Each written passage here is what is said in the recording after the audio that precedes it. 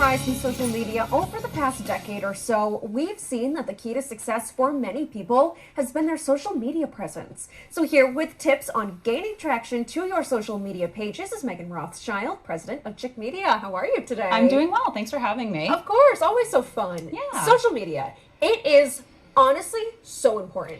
It is, and people still are kind of hesitant to get on 100%. there. It's a lot of work. Yeah. And it's ever changing, and it's one of these things that you have to constantly be aware of and keeping track of. And but it is critical, especially if you're trying to advance yourself in your career, professionally, be known for something, be an expert. Social media is key. So if people are trying to gain that following or even just views, a lot of the time views is important. Yes. What is the first thing that they should be keeping in mind? So the first thing you want to do is really come up with a strategy for yourself. What do you want to be known for? What do you want to be seen as an expert in? What do you want to be a resource to people for?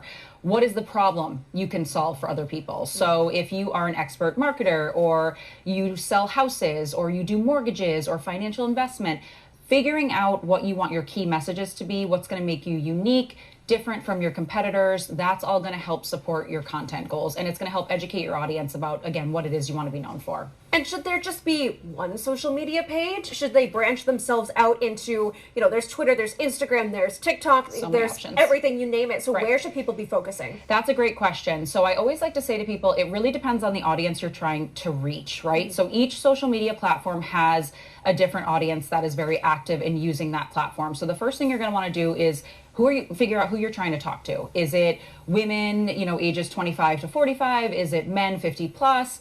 Figure out who your audience is, and then do your research to identify which platform is going to support and be able to help you reach that audience.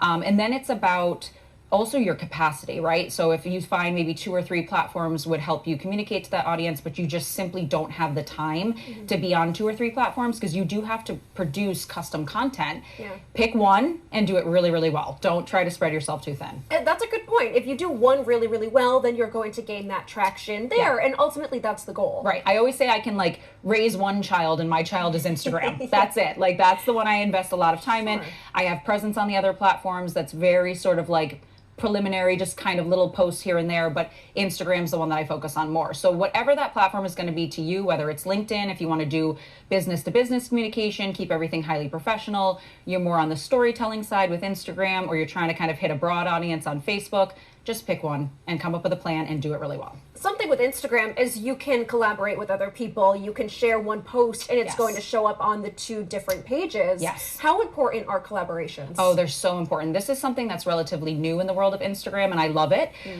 What's great about it is just like what you said.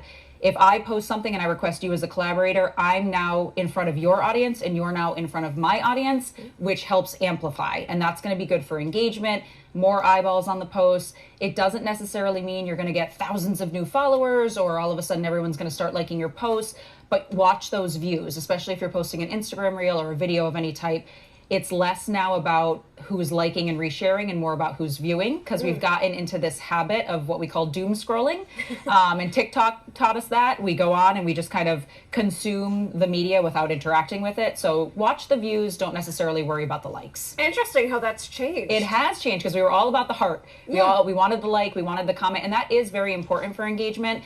But I always say to people, if you got 8,000 views on a reel, but only 400 people liked it, 8,000 views is a win. That's great, even though it might not be people interacting with it. That means 8,000 people saw that post. Saw your message, exactly. And Yep. is it true that with certain videos, they have to watch it for a certain amount of time for it actually to count as a view? Yes, it's 3 seconds though, so it's not Okay, that that's not long. too bad. Yeah, it's not. You got to capture and keep people's attention for about 3 seconds, and that's going to count as a view for you. So even if you have one specific topic that you want to touch upon, should you also just be doing kind of generic stuff as well for your audience to get to know you on a more personal level? Yeah, so I always say with personal branding, lean into the topic and the expert and the career piece that you really want to be known for, but also don't forget to humanize the content. So the picture of you out with your friends for dinner, the picture of your dog at you, at your computer working with you, all of that stuff really humanizes you. It allows people to relate to you. Vulnerability and authenticity is really key right now. So kind of